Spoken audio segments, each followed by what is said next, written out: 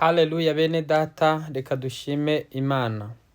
Uwiteka Mana, turagushimiye kubw'ijambo ryawe tugiye kuvuga muri aka kanya. Turakwinginze kugira ngo ribashe kutugirira neza kandi riduhe umugisha, kandi uduhe ubwenge bwo kumenya no kugendana nawe. Mu izina ryawe mbisabye nizeye, amen. Haleluya, Yesu ashimwe cyane. Uyu ni Isaac Theophile wongeye kugaruka. Iki ni icyumweru cyiza, ni icyumweru cy'umugisha. Uyu munsi tugiye kuvuga ijambo ryiza cyane rivuga ngo nubwo wihebye, Imana iracyakwibuka. Hari igihe ushobora kuba warihebye, hari igihe ushobora kuba warahuye n'ibibazo bikagera aho wiheba, ariko ndagira ngo ubwize ukuri uyu munsi wa none, Imana iracyakwibuka. Bwana asifiwe sana. Haleluya.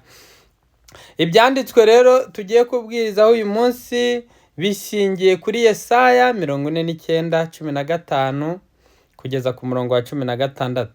Turongera dusome Zaburi ya 34 uvuye ku murongo wa 19. Twongeye dusome Yeremiya 29:11. Bwana asifiwe sana. Haleluya. Hari igihe ubuzima bugeraho umutima wawe ugacika intege,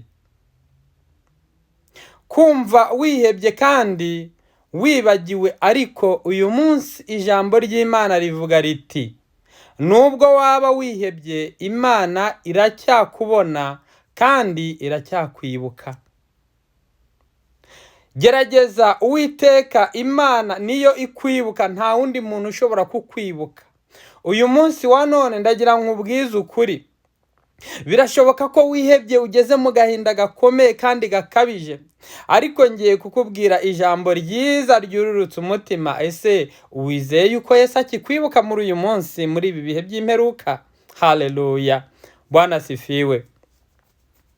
Ngo nubwo wihebye, ukaba warageze mu bibazo bikomeye, ukumva yuko bitakemuka, ukaba warabuze famiye, ukaba warabuze umuryango, ukaba warabuze buri kimwe, ukaba nta n'amafaranga, nta n'uburyo, nta n'aho ujya, ngo ariko Uwiteka Imana yo irakwibuka. Bwana asifiwe. Ese waba wibukwa n'Uwiteka, ninde wakwibagirwa? Iyo wibutswe n'Uwiteka byose birashoboka, ubuzima bwose burashoboka mwene data. Haleluya. Imana ntiyibagirwa abana bayo na gato. Iyo dusomye muri Yesaya 49:15 haravuga ngo nubwo umubyeyi yibagirwa umwana we, haleluya, nubwo umubyeyi we yakwibagirwa umwana we, ariko njyewe Uwiteka sinzakwibagirwa. Imana irenze abantu, Imana irenze abantu, urukundo rwayo ntiruhinduka. Ubwo umubyeyi abyara umwana akageraho akamwibagirwa, umwana wonse impoko y'umubyeyi we akamubyara ababaye amukunda, ariko igihe kimwe akagera akamwibagirwa. Ariko ijambo ry'Imana rirambwiye ngo muri Yesaya ngo wowe ntabwo azakwibagirwa nubwo byagenda gute.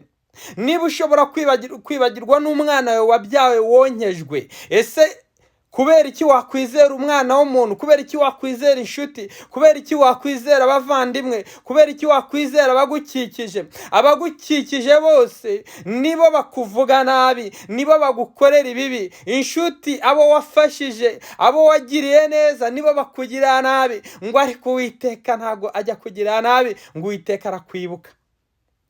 Haleluya. Ngo imibabaro ntivuga iherezo ryawe. Zaburi 34:14 haravuga ngo imibabaro y'umukiranutsi ni myinshi, ari uko Uwiteka amukiza muri yo yose. Haleluya. Bwana asifiwe sana. Imibabaro y'umukiranutsi ni myinshi, ngo ariko ngo Imana imukiza muri yo yose.